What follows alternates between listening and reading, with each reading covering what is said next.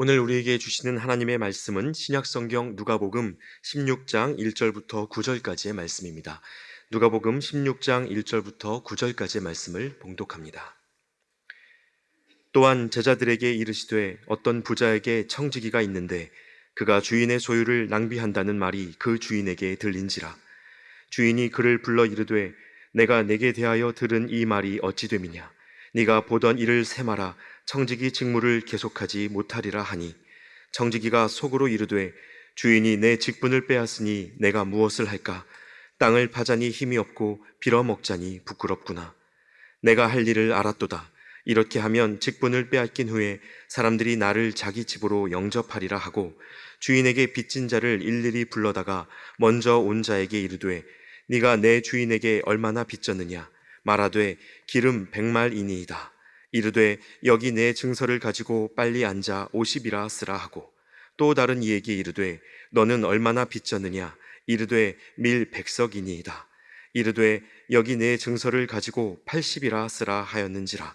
주인이 이 옳지 않은 청지기가 이를 지혜 있게 하였으므로 칭찬하였으니, 이 세대의 아들들이 자기 시대에 있어서는 빛의 아들들보다 더 지혜로움이니라. 내가 너희에게 말하노니 불의의 재물로 친구를 사귀라. 그리하면 그 재물이 없어질 때에 그들이 너희를 영주할 처소로 영접하리라. 아멘.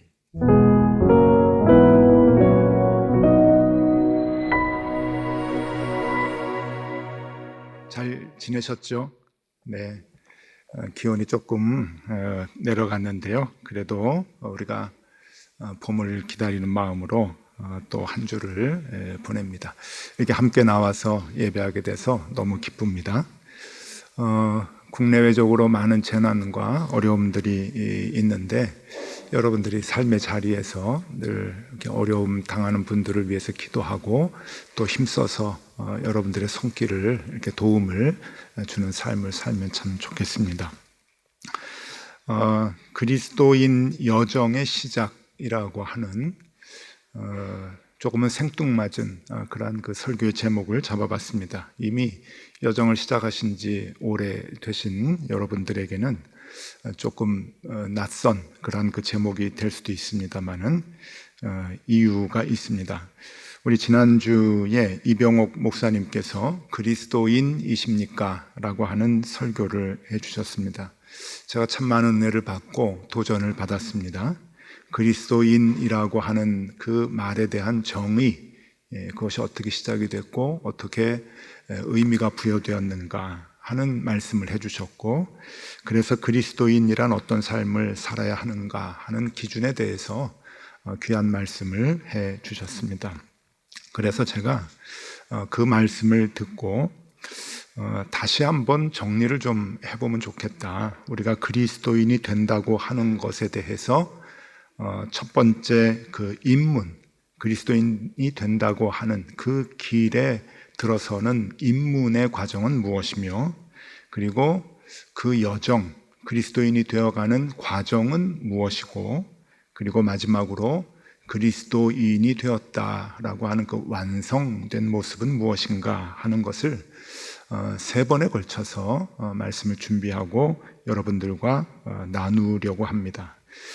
그래서 오늘은 그리스도인의 그 출발점이 어디인가, 우리가 그리스도인이 된다고 했을 때 그 입문의 그 문턱은, 첫 출발점은 무엇인가 하는 것을 같이 나눠보고자 하는데요.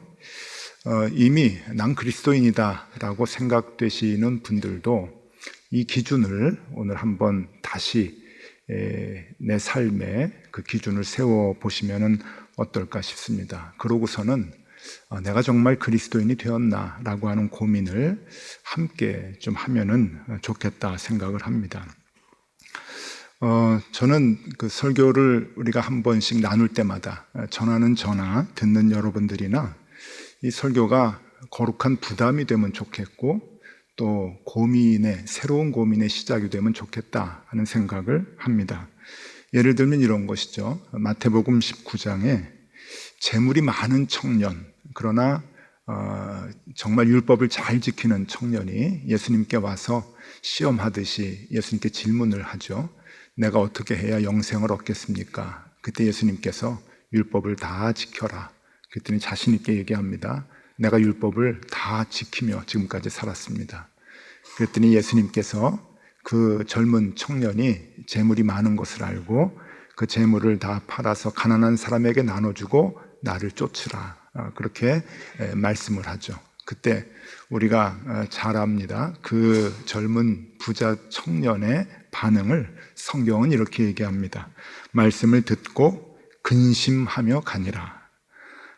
자기가 재물이 많은데 그거 다 버리라고 하니까 근심을 하고서는 돌아갔다라고 그렇게 얘기를 하는데, 저는 오늘 여러분들이 그 청년의 반응이 나오면 좋겠다 하는 생각을 합니다.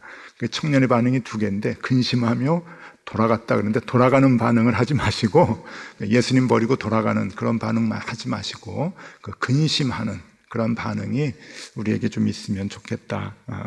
그 고민의 시작이 다시 일어나면 좋겠다 하는 생각을 해봅니다. 자, 오늘의 본문의 내용은 매우 어렵습니다. 그래서 참 그 해석을 바르게 하기가 난해한 그런 그 본문인데, 전체적인 내용은 이렇습니다. 불의한 청지기가 주인의 재산을 낭비를 했죠. 함부로 이제 썼습니다. 그 모습을 주인이 듣고는 화가 났습니다. 그래서 이 친구를 어떻게 하든지 조금 벌을 해야 되겠다라고 이제 그 마음을 이제 먹는데, 이 청지기가 그것을 이제 알아차리고 대비를 합니다. 자신의 미래를 대비하는 차원에서 주인께로부터 빚진 자들의 그 채무를, 그러니까 자기가 그 채무를 이제 관리하는데 빚을 받아야 되는 그 청지기였던 것 같습니다.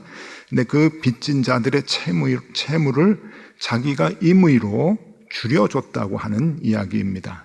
그러니까 자신이 주인에게 버림을 받고 쫓겨나게 되면은 그 사람들에게 동정이라도 받고 싶은 그 마음으로 빚을 자기가 탕감해주는 그러한 엄청난 잘못을, 불의를 범하게 됩니다.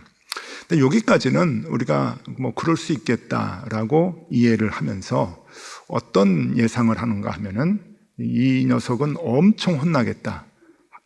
하나님께 주인으로부터 엄청 큰 형벌을 받겠다라고 생각을 하는데, 이 본문이 해석하기가 참 힘든 것은 그 뒤의 얘기 때문입니다. 이 주인이 그 불의한 청지기를 보고서는 하는 말이 참 너 지혜롭구나. 그래서 칭찬을 해줬다는 거예요. 지혜라고 하는 단어가 있고 칭찬이라고 하는 단어가 나옵니다.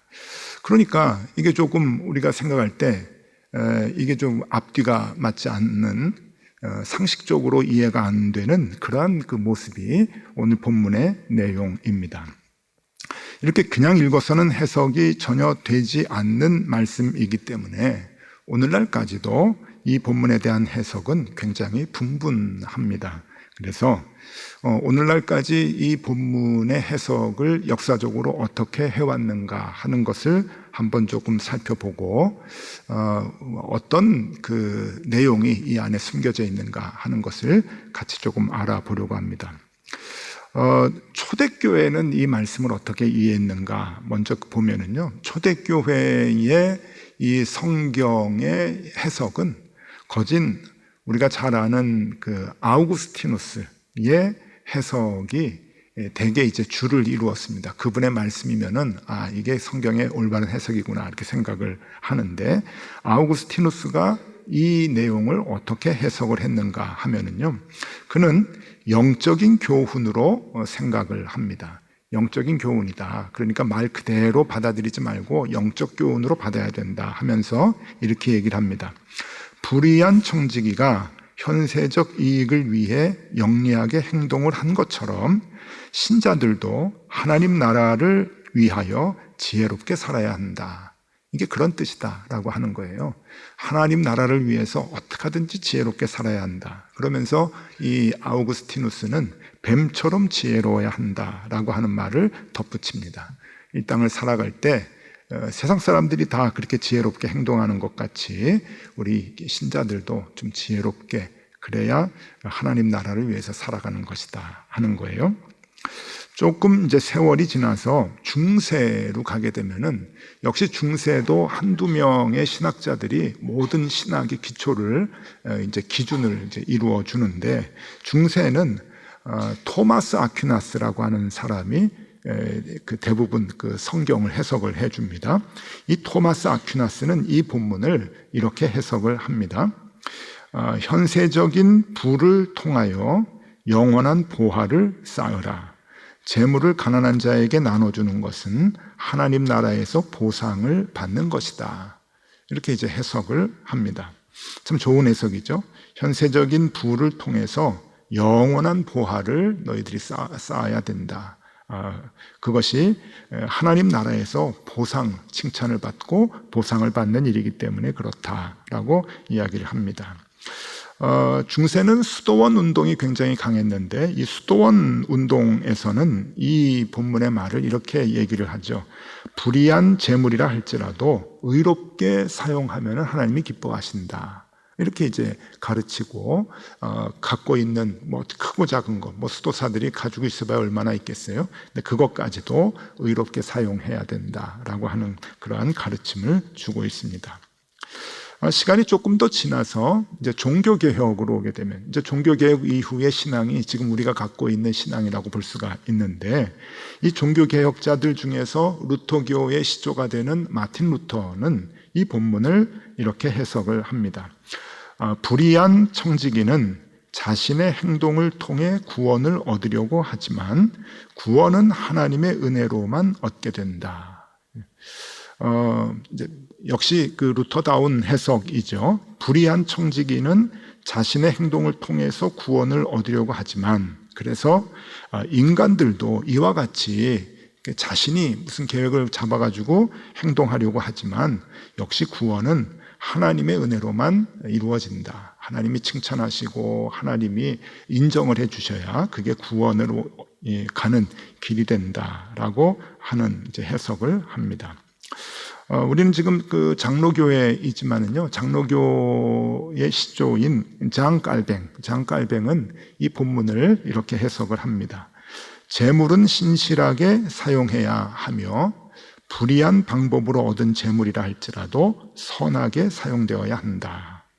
그러니까 그 당시에 불의한 방법으로 얻은 재물들이 많았나 봐요. 특히 리더십을 이루는 그 상류층 사람들이.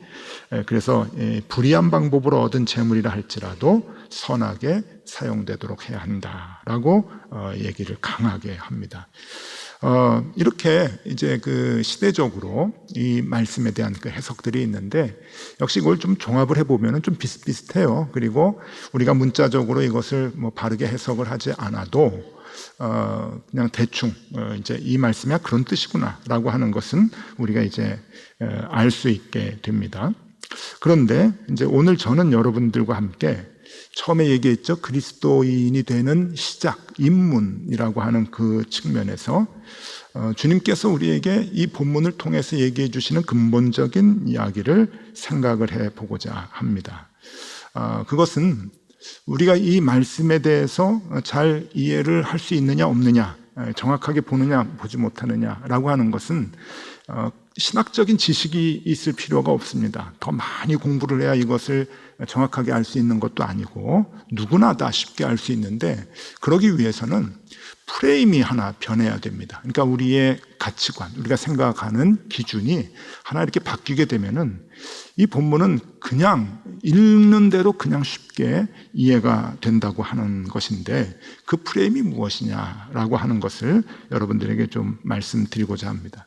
이 프레임을 이해하기 위해서 제가 이제 목회를 해왔던 그 목회 이야기를 좀 해드리려고 하는데, 그냥 이야기입니다. 한번 들어보세요. 제가 그 오래전에 그 동경에서 목회를 할 때입니다. 그 동경에서 목회를 할 때 제가 맡고 있었던 그 사역을 하고 있었던 그 교회가 이제 100주년을 맞이하게 됐습니다. 그 교회가 1908년도에 동경에 세워진 한인 첫 교회였는데, 이제 100주년을 준비를 하면서 뭔가 하나님께 좀 드리고 싶은 그런 그 마음이 조금 있었습니다. 그래서 이제 당회, 재직회에서 100주년을 준비를 하면서 이런저런 이제 사업들을 기획을 하는 중에 그 교회를 하나 세우자, 분립을 하자라고 하는 그 제안을 좀 했었습니다. 그래서 장로님들이 굉장히 기쁘게 좋게 생각을 해서 준비를 했었는데, 그때 제가 목회를 하고 있었던 교회는 동경에 있었고, 동경 한 중심지에 있었고, 그 동경 밑에 가와사키하고 이 요코하마라고 하는 그 시가 있는데, 그쪽에서 예배드리러 오시는 분들이 제법 계셨습니다. 그쪽에 한국의 기업들의 연구소도 있었고, 그래서 주재원들이 많이 가와사키에 살고 요코하마에 살고, 그래서 그쪽에 교회를 하나 좀 알아보면 좋겠다 해서, 그러면 그분들이 멀리 오지 않고 그쪽에서도 이제 예배 드릴 수 있고, 또 그 교회가 더 커지면 나중에 좋은 역할을 할 수 있겠다 생각해서 교회 분립을, 하여튼 그때부터 교회 분립을 생각을 했던 것 같아요. 그래서 분립을 생각을 하고 장로님들께 말씀드렸더니 너무 좋은 일이라고. 그래서 장로님들하고 같이 어디가 좋은가, 한국 사람들이 좀 어디 많이 사는가 하고서 이제 보러 다녔습니다. 그리고 그 계획을 노회에서, 이제 그쪽에서는 지방회라 그러는데, 지방회에 가서 이제 이야기를 했는데, 한 교회가 너무 강하게 반대를 했습니다.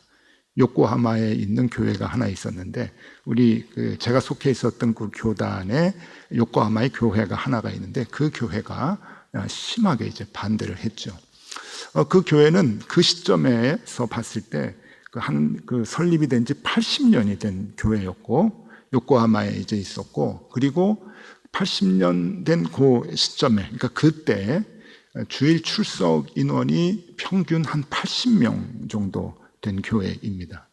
늘 한 80명 정도의 교인들이 나와서 이제 예배를 드리는 80년 된 교회인데, 이 교회가 그 지방회를 할 때 들어오면 안 된다라고 하는 거예요. 요코하마는 우리의 선교지이고 우리가 감당을 해야 되니까 다른 교회가 들어오면 안 된다고 굉장히 강하게 반대를 하였습니다.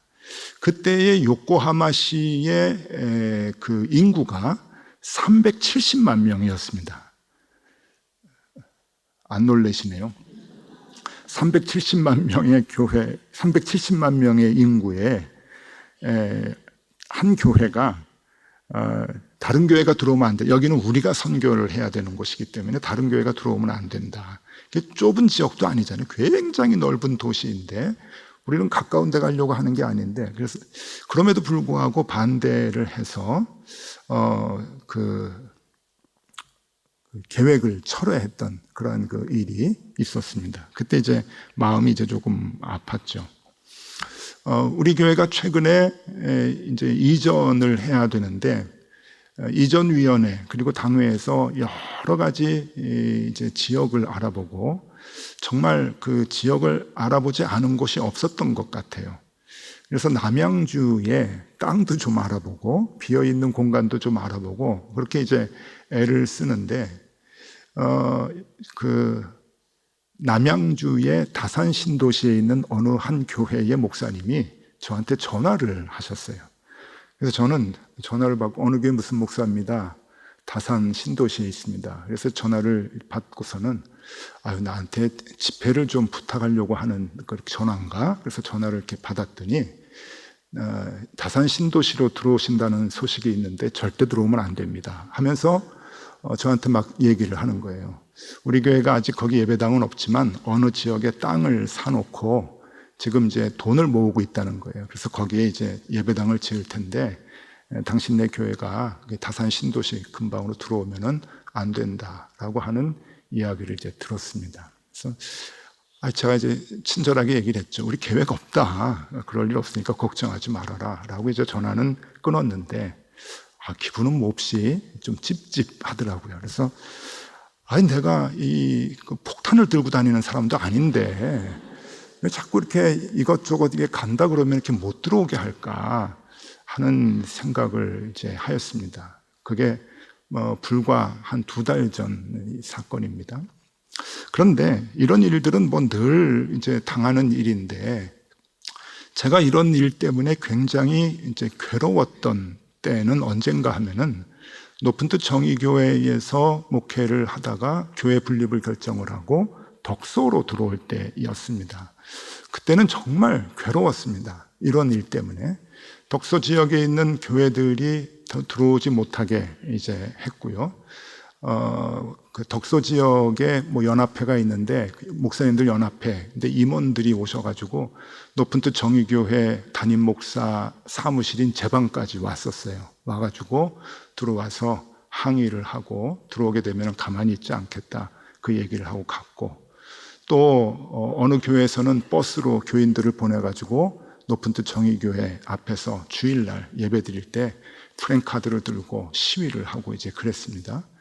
그것까지는 괜찮은데 교인들 예배 드리러 올라갈 때 교인들에게 유인물을 막 나눠주고 그랬어요. 높은 뜻 정의교회가 이게 무슨 짓을 하는 거냐 하고서는 거기에 내용이 덕소의 평화를 깨는 교회 그래가지고 막 유인물 나눠주고 이제 그러고, 그 다음에 이제 덕소고등학교 교장 선생님하고 얘기를 하면서 이제 들어오는 일이 강당을 쓰지 않고 그 창고를 내줘서 이제 창고로 들어온다는 이제 그러한 소식이 전해지니까 덕소 지역에 있는 교회의 목사님들이 다 서명을 하셨어요. 서명을 해가지고 사인해서 들어오지 못하게 저한테 공문을 보냈습니다.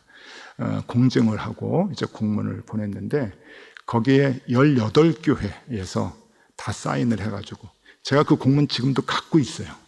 갖고 있어요. 그래서 심심할 때마다 한 번씩 이렇게 보여요.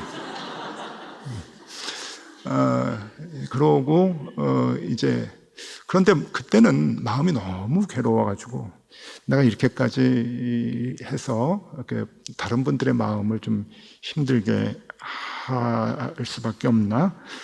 참 정말 괴로웠어요. 운전하면서도 혼자 운전할 때 막 울면서 하나님께 기도하고, 하나님 어떻게 하면 좋겠습니까? 이걸 접어야 됩니까? 우리 교회는 이제 분립을 결정을 하고 나가야 되는데 어디로 나가야 됩니까? 제가 제일 힘들었을 때, 이런 일로 제일 힘들었을 때, 그때 우리 교회 장로님께서 저한테 얘기를 하나 해주셨는데, 저는 그 얘기가 제가 참 마음의 평안을 얻게 된 그러한 그 얘기였어요. 그 이야기를 여러분들에게 좀 소개해드리면, 그 장로님은 저한테 이렇게 얘기하셨어요. 군대에서 군인들이 이제 사역을 나가는데 군대에서 전투만 하고 훈련만 하지 않아요. 대개 우리나라는 전투하는 지금 상황이 아니니까 사역을 많이 나갑니다. 그 장마철에 비가 많이 와서 길이 무너지면은 나가서 삽 들고 길 다시 보수하고, 태풍이 일어가지고 이제 벼가 다 넘어가게 되면은 또 군인들 동원돼가지고 벼 세우고, 이런 사역들 굉장히 많이 하거든요. 요즘 같이 봄이 되어서 얼었던 땅들이 녹게 되면은 뭐 길 보수하는 건 거의 매일 나갑니다. 매일 나가서 삽 들고 하루 종일 힘들게 이제 삽질을 하게 되죠. 근데 뭐 소대나 중대가 어디 가가지고 막 삽질을 힘들게 할 때 너무 힘들잖아요. 입에 막 거품 물고서 그냥 하는데, 다른 부대가 도와주려고 이렇게 오면은 여러분 기쁠까요? 싫을까요? 다른 부대가 오면은. 예. 저는 좋을 것 같아요. 여러분들은 어떨지 모르겠지만은 다른 부대가 오면은 너희들 왜 이제 왔냐? 그래 이거 해라. 그래서 우리 그 짐을 좀 나누자. 그러고서는 짐을 나눌 것 같아요. 그리고 기뻐할 것 같아요. 그런데 다른 부대가 와서 도와주겠다고 오는데 이거 오면 안 되는데 라고 생각하면은 그게 이상한 생각이죠. 그런데 그렇게 생각하는 건 이게 이제 우리 몫이다. 우리가 잘해야 이익이 있다. 라고 생각이 되면은 다른 부대에서 왔을 때 요거를 이제 오지 못하게 한다는 거예요. 우리 장로님 얘기가 이제 그거예요. 기준이 뭐냐면은 내일이라고 생각을 하면은 안 기쁘고, 이게 하나님의 일이라고 생각을 하면은 다 누군가 와도 기쁘다는 거예요. 함께 내 짐을 나눌 수 있으니까. 그러면서 주변의 교회들이 우리를 들어오는 것을 반대하는 것은 아마 그게 자신들 몫이라고 생각을 해서 그런 걸 겁니다. 이게 하나님의 일입니다. 교회를 하고 전도하고 선교하는 것이 하나님을 기쁘시게 하는 하나님의 일입니다 라고 하는 것을 생각하게 된다면은 누가 오더라도 함께 그 지역을 위해서 선교하고 함께 그 학교 학생들을 위해서 선교 전도를 하고자 하면은 기뻐할 텐데요. 이제 그러한 얘기를 하셨어요. 저는 그 얘기가 굉장히 그 마음에 와 닿았습니다. 그리고 제가 굉장히 마음의 평안을 얻었어요. 아, 그래. 우리가 살아가는 데 있어서 이게 내 일이냐 아니면은 하나님의 일이냐라고 하는 그 생각이 굉장히 중요한 거구나. 이게 거꾸로 저에게도 그러한 일이 이제 있을 수 있잖아요. 우리가 예배를 드리는데 옆에 누가 교회가 온다 그러면은 어떤 마음을 가져야 하는가. 근데 그게 정리가 이제 되더라고요. 그런데 여러분, 이것은 교회를 이전하고 어디를 가야 할 때만 적용되는 말씀이 아닙니다. 그 장로님이 말씀하신 것과 제가 지금 그 이야기를 해드린 것에 대한 이해가 다 되시죠? 그렇죠?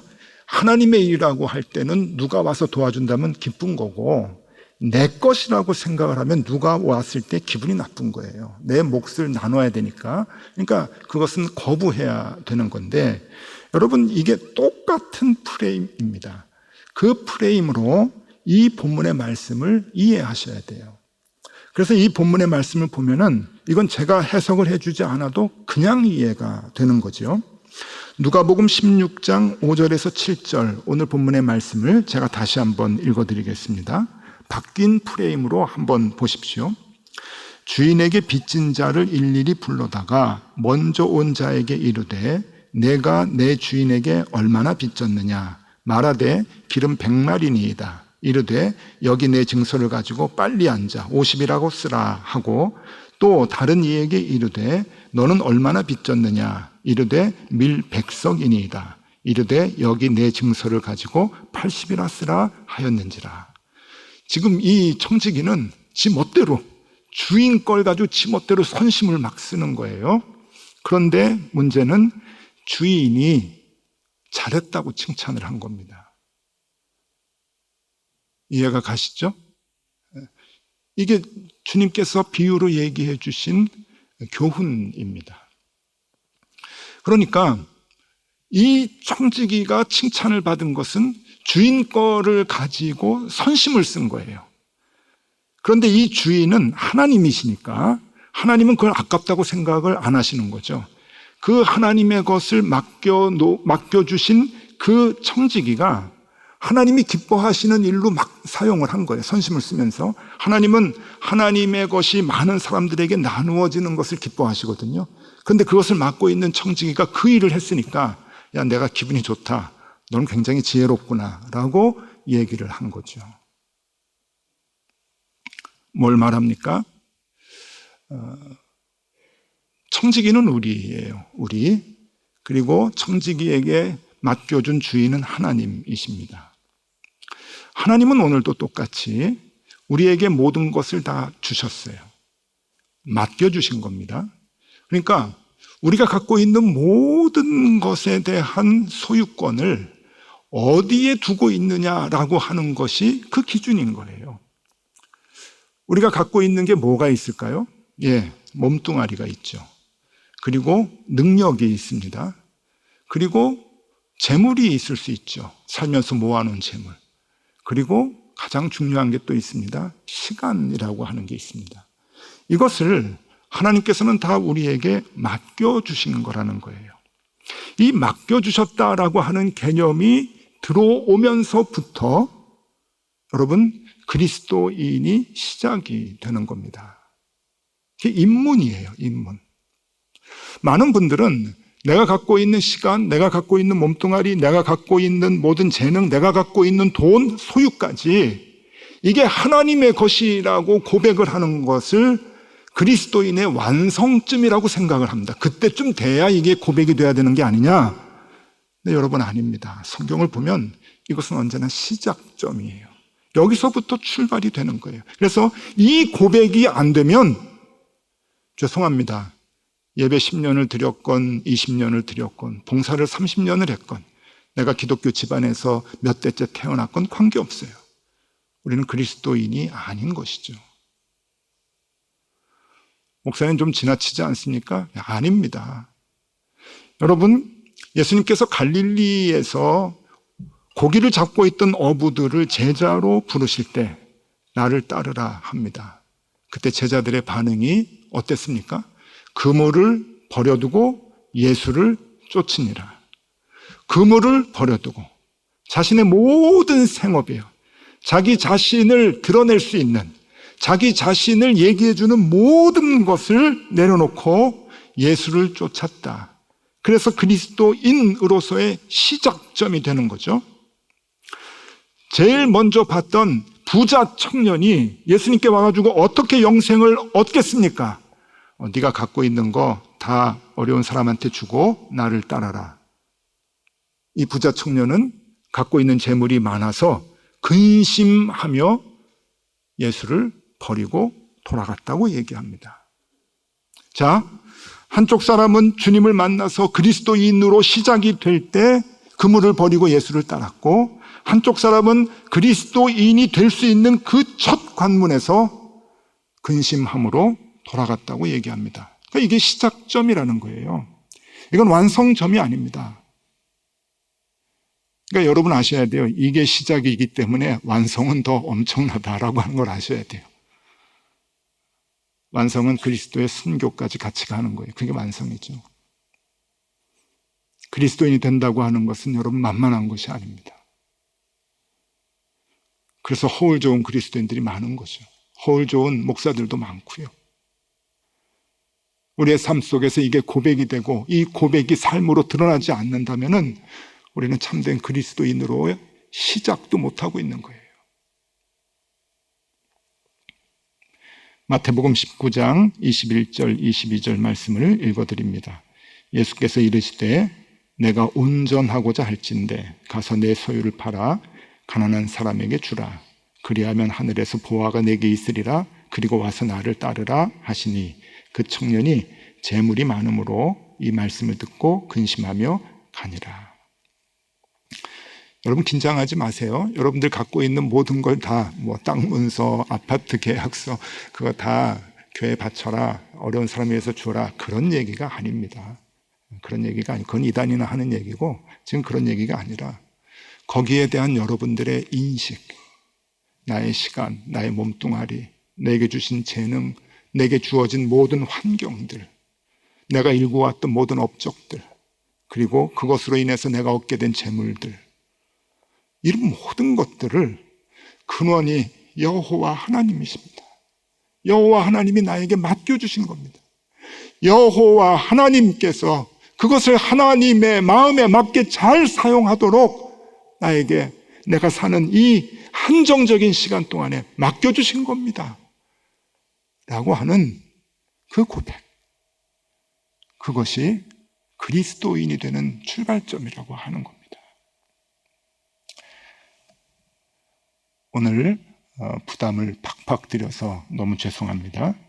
아까도 말씀드렸죠. 근심하며 가니라. 그 근심이 우리에게 있으면 좋겠어요. 아이고, 오늘 가벼운 마음으로 예배드리러 왔는데 목사님이 무거운 돌덩이 하나 주시네. 그 돌덩이 갖고 일주일 내내 묵상하면서, 그래, 나에게 주어진 모든 것들이 하나님의 은혜지, 그러면서 하나님의 뜻에 맞게 살기 위해 발버둥 치고 애쓰는 우리가 되면 좋겠습니다.